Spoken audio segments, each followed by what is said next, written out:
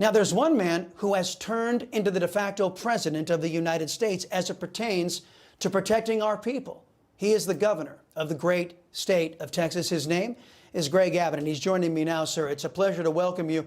Now, sir, before we get to the border, I'd like to ask you about the breaking news, because you have a lot of legal experience. Hunter Biden was forced to accept a more limited plea deal that does not protect him from future prosecution after we learned a member of his legal team reportedly misrepresented herself as a GOP attorney in an attempt to remove evidence that she didn't want the judge to see. Now, using that legal background, if proven true, isn't that what I just described kind of illegal? It's a serious problem. But listen, everyone knew that this plea deal was a sham to begin with.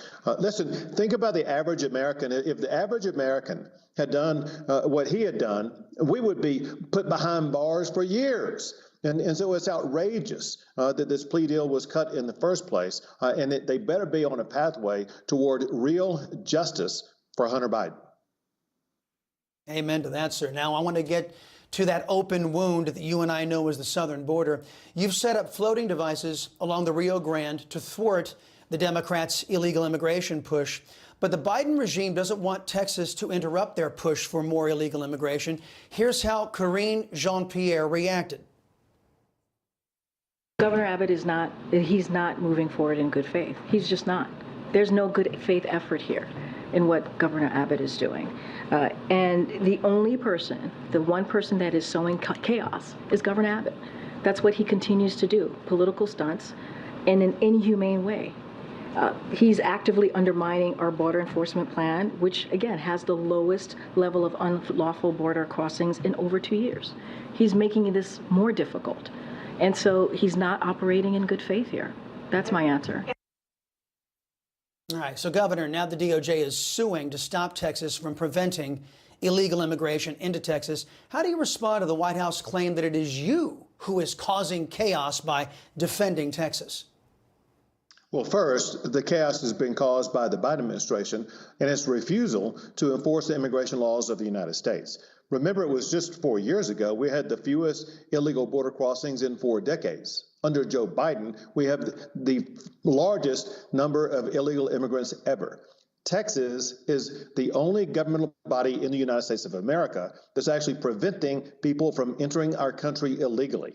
And so, as opposed to stoking chaos, it's only Texas that is abiding by the Constitution, using our constitutional authority to deny illegal immigrants access to our country. DHS Secretary, in the meantime, Governor Alejandro Mayorkas, testifying on Capitol Hill today. He refused to reveal how many illegal aliens have been deported on his watch. Democrats also blocked Mayorkas from answering a question on the status of how many terrorists have been allowed to cross into our country. Watch. 2 million people encountered and released, not the expulsions under Title 42, not the criminals. How many of those people have you deported? So, Congressman, a few points. Number one. Just how many of the people? I just want to know how many. It's just a number. Congressman, we are dealing with a completely broken immigration system. I get it. Gentleman yields back, but could the Secretary answer that question? What is the status of those 140? Mr. Chairman, Mr. Chairman, what is the point of order? What authority or point of order? Gentlelady, state a point of order. Mr. Chairman, under what authority are you speaking right now? Whose time? Whose time is it? Are you being recognized for 5 minutes? I was just asking what I thought would be a question Mr. every Chairman, single member of Congress would want to know. Wow. Governor, this game the Democrats are playing has sadly had devastating impacts on the state of Texas, particularly Latino communities along the southern border. Isn't it time that Secretary Mayorkas faces impeachment, sir? Oh, it's long past time. He's in charge of Homeland Security, and he's made the Homeland more insecure than any Homeland Security Secretary ever.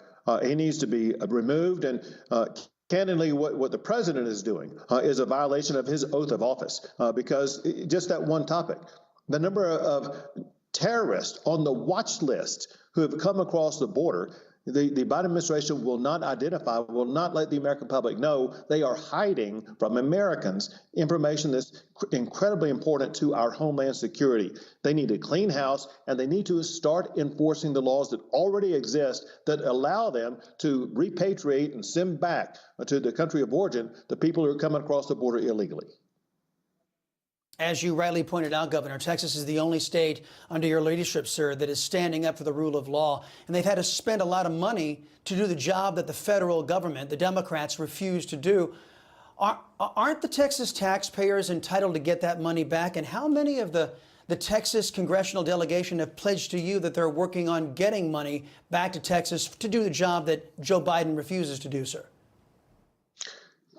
Under the Biden administration, the state of Texas has come out of pocket $9.5 billion for Texas to do Joe Biden's responsibility to try to secure the border and impede people from crossing into our country illegally. And yes, we have asked Congress to reimburse the state of Texas. The Texas congressional delegation is supporting that.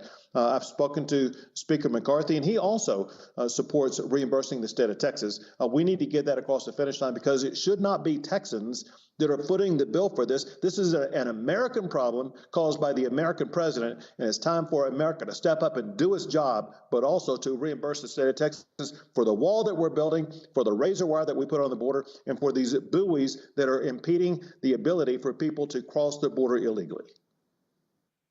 Governor, can you speak on behalf of Texans? The last question I have for you, to speak on behalf of Texans who are being harmed. I mentioned them earlier, in particular in Latino communities along the southern border. Can you speak in their defense to the rest of the country and let them know all the harm the Democrats and Joe Biden are doing to them currently with these policies? So for one, people who live in and around the border, most of whom are Hispanic, their homes, their communities, their ranches, their farms are being completely overrun. But worse than that is the loss of life that we're seeing in the United States. Texas law enforcement alone has seized enough fentanyl to kill every man, woman, and child in the entire United States of America. If it were not for Texas law enforcement, it's incalculable the number of Texans and Americans who would have lost their lives.